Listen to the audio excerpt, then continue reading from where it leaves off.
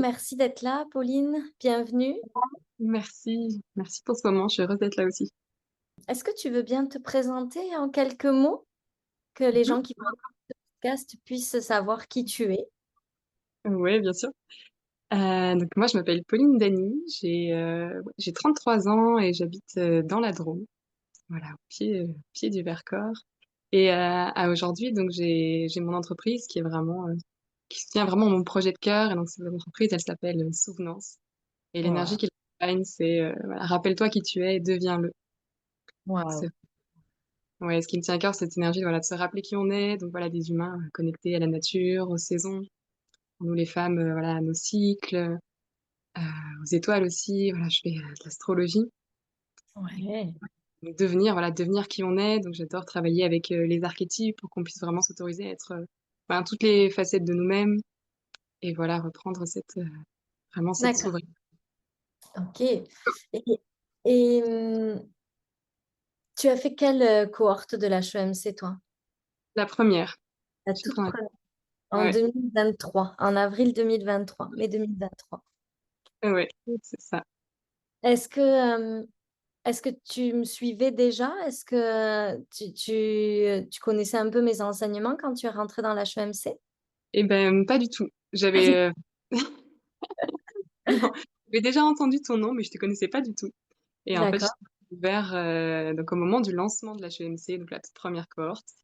Je sais plus, je crois que c'était une pub, sur Facebook ou Instagram, je sais plus et OK. en fait, donc j'ai suivi, je sais plus, c'était peut-être le défi 14 jours, je sais plus comment tu l'avais appelé.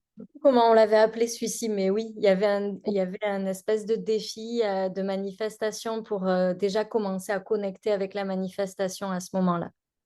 C'est ça et moi, du coup, je t'ai découvert, voilà, pendant ces temps-là OK. et Et qu'est-ce qui et t'a donné envie de rejoindre l'HEMC finalement? mmh, moi, je crois que c'était vraiment, enfin, quand je t'ai vue avec tes partages, il y avait vraiment ce truc qui a résonné de: «Je veux créer cette vie-là». En fait, Mmh. c'était vraiment ce truc-là qui résonnait très fort, qui est C'était un vraiment appel à l'illimité, un appel à quelque chose à une ouverture de toi vers quelque chose de plus grand.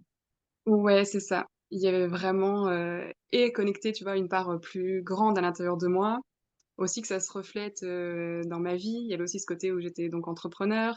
Il y a beaucoup de choses dans les modèles, on va dire majoritaires de l'entrepreneuriat qui me convenaient pas du tout Oui. et et du coup, voilà, quand je t'ai vu, tu dégageais vraiment cette chose-là de, ben, voilà, j'ai une entreprise, qui est vraiment mon projet de cœur, mais j'ai aussi une vie de famille, qui a de la place. Enfin et il y avait vraiment ce «je peux, tout avoir et tout créer». Je me suis dit: «Mais oui, quoi». Il y a eu vraiment un appel, Ah ouais.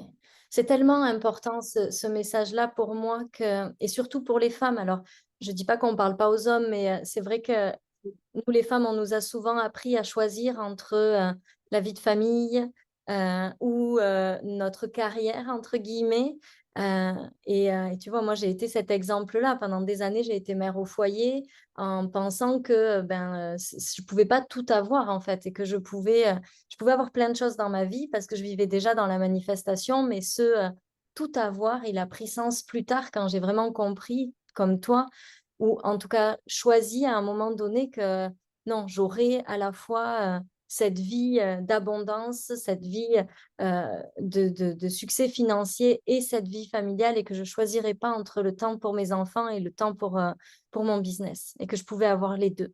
Ça, c'est tellement pour moi, un message essentiel, surtout pour nous les femmes. tellement, tellement, tellement. Et est-ce que tu peux nous partager un petit peu ce qui s'est passé pour toi depuis cet HEMC? Donc toi, ça va faire 2 ans du coup que tu l'as fait. Oui, Qu'est-ce qui s'est heu, passé pour toi dans ces 2 dernières années du coup? ouais. Moi, j'ai vraiment l'impression que c'est un travail de fond. Je suis plutôt le genre de personne, moi, j'ai besoin tu sais, d'infuser. Donc en fait, tu vois, ça fait 2 ans que là, je suis dans ton univers, donc dans l'HEMC, dans le cercle privé évidemment et puis du coup dans d'autres programmes aussi.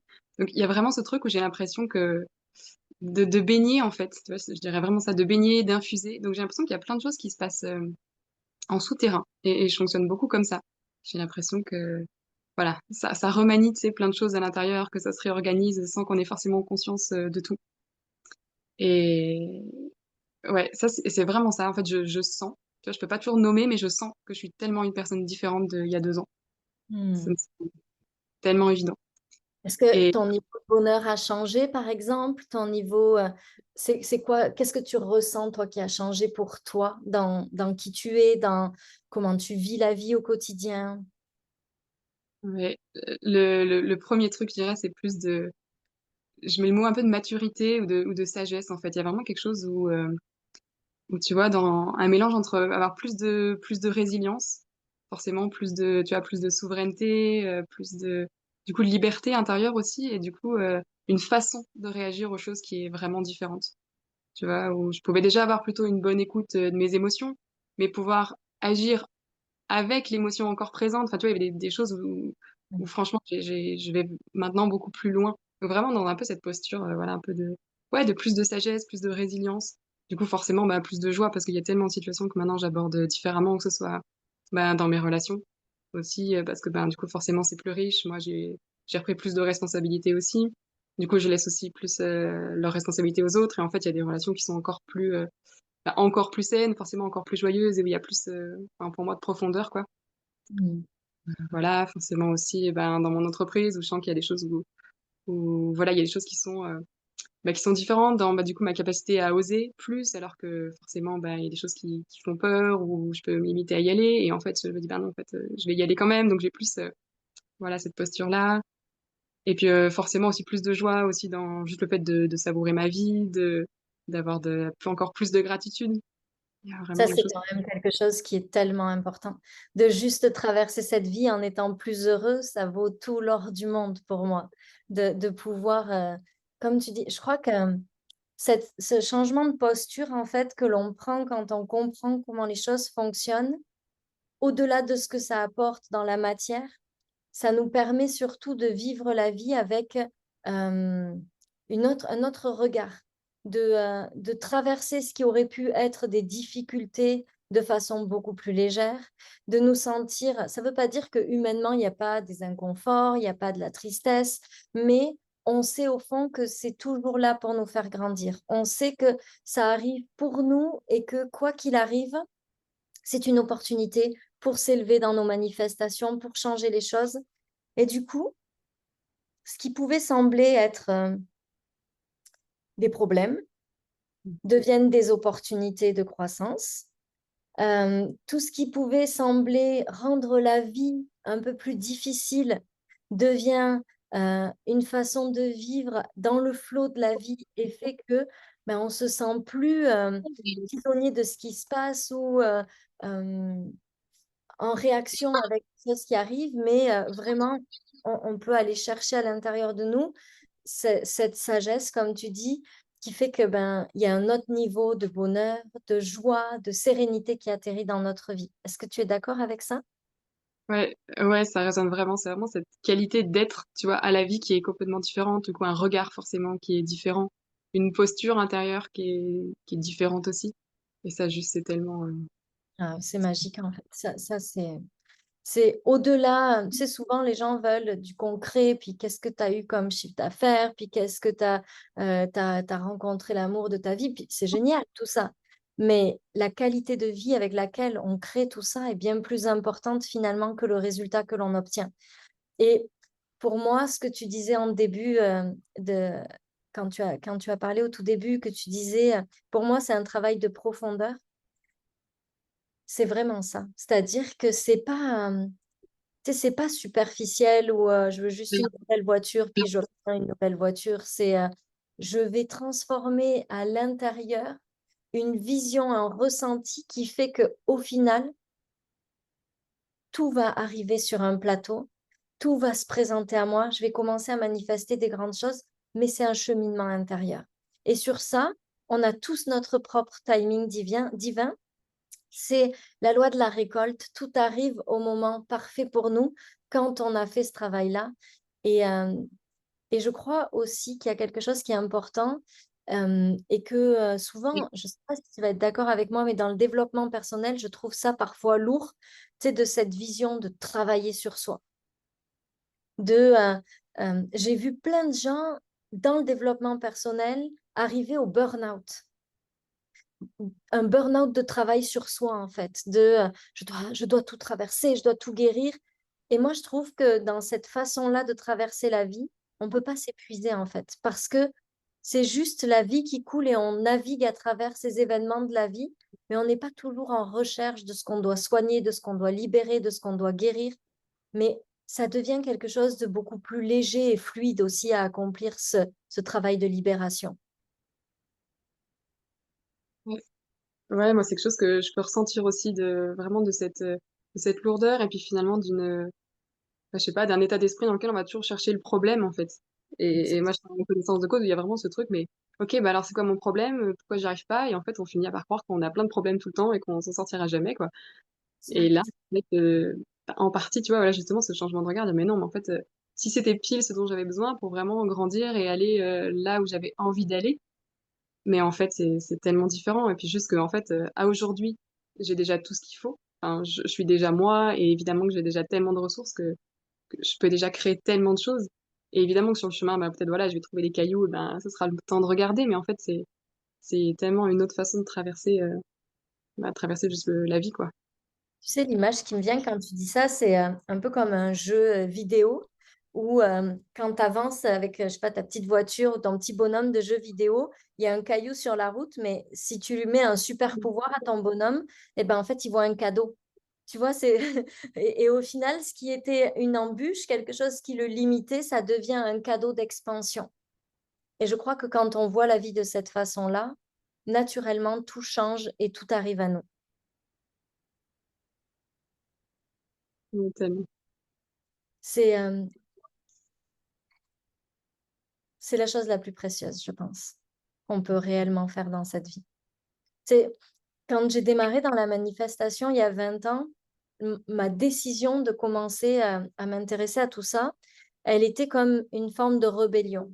Mais c'est pas possible que je sois dans cette vie-là, que tu sais, je sois le spermatozoïde qui a gagné la course et que au final, la seule chose que je vais vivre dans cette vie, c'est des problèmes à gérer, euh, éventuellement partir en vacances 5 semaines dans l'année, payer mes factures et à la fin, laisser peut-être une maison à mes enfants. Tu sais, c'était comme, il y avait ce truc, je me disais, mais ça peut pas être juste ça, la vie, en fait. C'est pas possible que le soleil brille parfaitement, qu'il nous brûle pas, que, tu sais, qu'on soit juste à la parfaite distance pour que la vie se développe sur cette planète et que la seule chose que nous, les humains, on ait à faire, c'est euh, essayer de finir notre vie en ayant pris nos 5 semaines par an de vacances et payer nos factures. Il y avait ce truc de, c'est pas possible, il y a quelque chose d'autre derrière. Tu vois, comme tu parlais d'un appel de cette illimité que tu as ressenti quand tu as vu cette masterclass. Et moi, c'était ça, c'était, mais allez, je veux comprendre en fait. C'est comme un explorateur qui découvre la vie. Et plus je découvre comment ça fonctionne, et plus je suis époustouflée. C'est- C'est assez incroyable et j'adore que tu me partages ça parce que c'est un des trucs où j'avais beaucoup raisonné avec ce que tu partageais, justement ce truc-là de mais c'est pas possible que je sois là que pour payer mes factures, quoi. Parce que, enfin, moi, dans mon histoire perso aussi, j'ai fait des études super longues où je me suis ennuyée à mourir et qui étaient pas du tout en accord avec mes valeurs. Et je me suis dit, mais juste, c'est pas possible que je fasse Ouais. ces études, puis un boulot pendant je sais pas combien d'années où j'ai des semaines pardon, mais où je me fasse chier et tout, et que je sois juste là à me demander si je peux payer mes factures à la fin du mois. Non, mais je peux pas être venue pour ça, quoi. Et je me rappelle la première fois que je t'ai entendu partager ça, j'ai fait: «Oh mon Dieu, est-ce que Je ne suis pas la seule. Mais on en rigole, mais je sais pas si toi ça t'a fait ça, mais moi souvent je me suis dit, mais est-ce que t'es pas un peu givrée en fait, tu vois? Est-ce que t'es pas juste un peu fleur bleue, inconsciente? Tu sais, est-ce que t'es pas juste une grande rêveuse qui croit que la vie ça peut être autre chose? Et pourquoi tu te poses toutes ces questions? Puis moi mon grand, il a bientôt 19 ans, mais petit, il me posait des questions existentielles. Genre, il avait 3 ans, il me disait, Maman, il va rester quoi de moi quand je serai plus là? J'étais comme, oh my God, ok, il faut que je me pose vraiment des questions parce qu'il faut que je lui réponde. Et en fait, ça m'a incité à aller aussi dans cette direction, d'avoir cet enfant qui voulait comprendre pourquoi il était sur Terre et qui me disait, et je me le revois, il avait 5 ans, il me dit, mais maman, qu'est-ce que je suis venue faire ici, moi, en fait? Je dis, heu, ben, t'es dans ma cuisine, tu es venu manger peut-être? Il me dit, je te parle pas de ça. Je te parle de la vie. Ok, alors attends, on va s'asseoir. Je disais, c'est comme, ok, il faut se poser des questions parce que quand ton enfant arrive et qu'il se pose ces questions-là, tu peux pas juste lui dire, arrête avec tes questions, tu me fatigues, tu es obligé d'aller chercher des réponses. Et en fait, ça m'a vraiment aidé à faire ce cheminement. Mais il y a eu ces moments où je me suis dit, mais t'es un peu siphonnée en fait comme nana, tu vas pas bien dans ta tête, tu crois que tout est possible pour tout le monde, tu crois que tout le monde peut tout avoir, mais non en fait, n'importe quoi.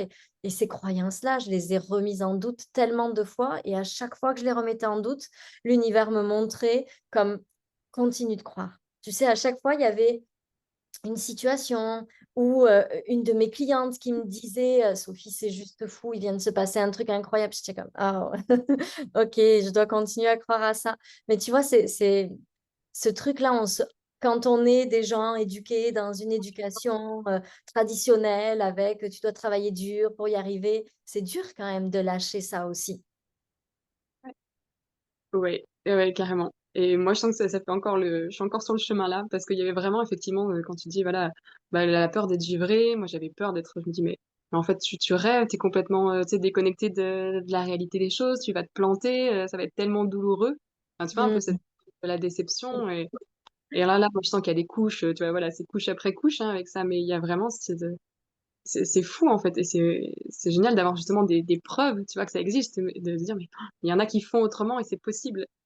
Donc, Écoute, aujourd'hui, il vient de nous arriver quelque chose. Je crois que c'est ma preuve ultime que tout est possible. Je vais le raconter dans le cercle privé, mais il vient de se passer un truc. J'en ai pleuré c'était même pas imaginable dans ma tête. C'était même pas un truc comme les chemins de l'univers sont parfois impénétrables. On peut pas savoir comment les choses peuvent arriver, mais oui, il y a cette peur. Elle est réelle, cette peur d'être un peu trop rêveur, cette peur d'être perché. Euh, et puis, je crois qu'on a quand même des mémoires sur ça. Tu vois, les sorcières qu'on brûlait, c'est pas si vieux que ça, en fait, hein.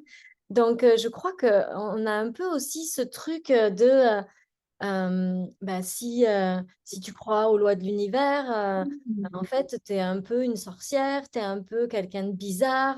On est dans une société qui a du mal avec ça. Et cette peur d'être, elle est réelle. Tu vois, alors soit d'être perché, mais même d'être fou des fois. Moi, j'ai eu ces peurs à me dire, mais est-ce que tu es sérieuse en fait? Tu vois, est-ce que t'es pas juste, t'as pas des déficiences cognitives, quoi. Est-ce que t'es pas juste un peu bête, tu vois, de croire à tout ça, la peur d'être déçu. Je te rejoins à 100%. Si j'y crois et que j'y arrive pas, alors ça signifie quoi à propos de moi, en fait, tu vois? Ça veut dire que j'aurais cru en un truc, ça, je me souviens. On était en 2018, j'étais dans ma maison, dans mon ancienne maison, et je me revois assise sur mon lit en train de me dire, tu es en train de parler d'un truc et de croire à quelque chose. Et si ça marche pas, en fait, les gens vont juste tous te dire que tu es taré. Et, euh, et, et ça, les réseaux te le renvoient aussi, tu vois. On a des gens qui sont ben, pas du tout ouverts à tout ça et qui nous ramènent à... mais toi, tu es complètement folle. Il y a quelques jours, il y a quelqu'un qui m'a dit, ah, ben, ça doit être la fille de Jean-Claude Van Damme ou un truc comme ça. J'étais comme... oh. Et on te le renvoie aussi, tu vois. Donc, cette peur, pour moi, elle est réelle. Et je crois que quand on la dépasse, il se passe vraiment des choses extraordinaires. Parce que c'est le moment où on rentre dans la foi absolue. C'est le moment où, en fait, il n'y a plus aucun doute. Est-ce que, est-ce que honnêtement, tu trouves que l'HEMC t'aide à rentrer dans cette foi et à moins douter ou pas? oui, ouais, beaucoup. Moi, ça a été assez challengeant, ce côté d'avoir de la foi. Moi, j'étais plutôt quelqu'un, toi, vas-y. Continue. Ok. Plutôt quelqu'un qui était dans le contrôle ou qui avait besoin de. Moi, j'étais une grande accro du comment. Donc voilà, la HMC, ça m'a vraiment aidé aussi avec ça à sortir du comment en fait, du contrôle. Et Oui. puis, et puis justement à glisser vers, ouais, voilà, vraiment vers la foi, quoi. Et, euh, et je sens que ça m'a challengée. Moi, c'est vraiment venu me nourrir, justement, comme tu sais, j'ai vraiment l'impression d'avoir fait, tu sais, un peu quelque chose de fond. Mais là, pendant longtemps, il n'y a rien eu, on va dire. d'extérieur, de visible, même s'il se passe jamais, juste rien, hein. Mais à l'extérieur, il se passait pas grand-chose. Moi, je sentais que je changeais et puis, bah, tu vois, voilà, je voyais dans le groupe de célébration, je me dis: «Waouh, il y a trop bien, il y a des gens, bah, voilà, dans leur business qui manifestaient déjà, plein de ventes ou des logements, des maisons, des relations et tout ça» et moi, je sens que ça m'a vraiment, soutenue à plonger en me disant: «Mais t'inquiète pas, en fait, continue, continue, Ouais. ça sera ton moment quand ce sera le moment», tu sais? Mais et il y avait vraiment ce truc de: «OK, je sais pas quand ça va arriver, je sais pas comment ça va arriver, mais je sens que je change, donc je continue» et moi, ça a été mon plus grand espace où vraiment, la CHMC il est venu me soutenir dans: «Mais garde la foi, en fait. Il y a des choses qui prennent du temps, mais t'inquiète, quoi». C'est tellement important ce que tu dis, parce que le plus difficile dans tout ça, c'est quand on voit pas les résultats arriver de suite et garder la foi dans ces moments-là et que tu partages ça. Je trouve que c'est juste extraordinaire pour tous ces gens, qui peuvent, se demander quand est-ce que ça va arriver ou tu vois? Juste de dire: «Ben, c'est normal en fait, chacun son timing divin et on prépare le terrain». Mais tu sais, moi, si je suis honnête, hem, j'ai préparé le terrain pendant 4 ans avant que, mes résultats explosent financièrement, par exemple, dans mon business. Parce que en fonction de toutes les croyances qu'on a héritées, en fonction de tout ce qu'on a construit, mentalement, énergétiquement à l'intérieur de nous, eh bien, des fois, il y a des choses qui vont vite et il y a des choses qui vont moins vite. Des fois, ça va vite dans les relations, puis des fois, ça va moins vite dans le business. Des fois, ça va vite dans le business, ça va moins vite dans les relations. Mais tant qu'on continue, il y a une chose qui est certaine, c'est qu'un jour, il y a des grandes transformations qui arrivent et les choses se produisent. Et ton témoignage, il est précieux parce que, hem, c'est pas juste dire aux gens: «Vous allez rentrer, ça va être magique, puis tout ce qui va se passer derrière, ça va tu sais, Sophie va tout faire, puis tout va se dérouler». Non, ce que tu viens apporter comme témoignage, c'est vraiment ce truc de dire: «Ben, je fais le travail, je m'investis, je transforme, je change à l'intérieur et je vois mon niveau de bonheur qui devient plus grand et je vois mes réactions, ma résilience, ma façon de percevoir la vie qui change et je sais que les résultats que je désire vont arriver». Mais ton message, il est extrêmement précieux parce que parfois les gens, quand ils ne voient pas les résultats, ils culpabilisent et ils se disent: «Moi, j'ai un problème parce que mes résultats à moi sont pas encore là». Mais c'est pas la réalité, en fait. Chacun a son propre timing et de grandir et de garder cette confiance tout le long du processus est une part extrêmement importante. C'est ce que je partageais hier soir dans le cercle privé avec la loi de la persévérance et continuer de croire jusqu'à ce que ça arrive, continuer et pas lâcher nos désirs, même si ils sont pas encore aujourd'hui dans la matière comme on voudrait qu'ils soient. Oui, tellement. Ça, je crois que c'est vraiment un des trucs les plus précieux aussi, tu vois? Avec lesquels je reparle la HMC entre plein d'autres trucs, mais ce truc de: «OK, continue, lâche le justement de il faut le voir avant de pouvoir y croire, mais au contraire, OK, crois-le avant que ça arrive» et ça, je crois que c'est en tout cas, c'est une de mes pépites, tu vois, de l'HEMC de vraiment: «Non, mais continue, tu sens, ça se transforme, ça arrive, ça arrive. Ça sera pour toi au bon moment» et c'est tellement un cadeau de voir la vie comme ça, du coup, de pas être juste dans l'attente. On va revenir à ce que je partageais tout à l'heure et juste mais en fait, juste ma façon de vivre les choses est différente, en fait. Oui, c'est ça. Il y a plus d'attente, il y a une confiance que ça va arriver au bon moment. Ça, c'est précieux. Merci pour ce partage parce que, hem, c'est un peu l'intention que j'ai posée. C'est-à-dire, au départ, les gens arrivent parce qu'ils sentent quelque chose à l'intérieur d'eux, tu vois? Il y a cette envie il y a cette envie de plus, comme on disait tout à l'heure, cet appel à pas vivre une vie juste pour payer nos factures et partir 5 semaines. Mais on ne sait pas vraiment sur quoi on va tomber quand on rentre dans l'HEMC et mon intention, tu sais, la manifestation, c'est juste un mot finalement pour mettre, du concret dans un espace qui est complètement énergétique et qui vient redistribuer notre façon de vivre, redistribuer les cartes dans, comment est-ce qu'on vit notre vie au quotidien pour que, au final, on obtienne tout ce qu'on désire, mais surtout, on soit heureux tout au long du chemin. Ouais, c'est tellement ça. Ça, c'est un vrai cadeau. Ouais, c'est, c'est le plus précieux au final, le bonheur. C'est que si c'est manifesté et en bavé pendant des mois pour obtenir une nouvelle maison, c'est pas vraiment ça qui compte. C'est pas le résultat, c'est tout le chemin qu'il y a au milieu, qui qu'on peut traverser d'une façon beaucoup plus douce. Oui. Ouais, c'est vraiment c'est comment on va le faire. Je me rappelle t'avoir entendu partager ça, tu «Je suis celle qui va le faire, mais je vais le faire de la plus belle des façons» et ça Oui, pour cette phrase, c'est aussi une pépite, c'est vraiment, OK, je veux créer ça, mais c'est comment je vais le faire, en fait. merci pour ce partage, Pauline. Merci d'être venue ici pour partager ton expérience de l'HEMC. Merci d'être venue parler, de la vérité, des belles choses qui arrivent, mais aussi de l'attente, parce que ça fait partie du process. Et merci de montrer que cette attente, elle peut être douce, légère, joyeuse, sereine. Et j'ai aucun doute que tout ce que tu désires va se produire dans les semaines, dans les mois à venir. Et puis, on refera un podcast quand tu auras manifesté toutes les choses extraordinaires que tu veux manifester. Et ça sera encore chouette, de voir cette partie-là de toi. Merci pour ça. Vous avez Je vois. vous avez écouté Pauline Dany qui était avec nous dans le podcast. Merci encore Pauline pour ça. Merci à tous de nous avoir écoutés. Vous pouvez retrouver Pauline sur ses réseaux sociaux. On va vous mettre le lien de ses réseaux sociaux pour que vous puissiez la retrouver et connecter avec elle si vous en avez envie. On vous souhaite une merveilleuse fin de journée et on vous dit à très bientôt. À bientôt. Merci Sophie.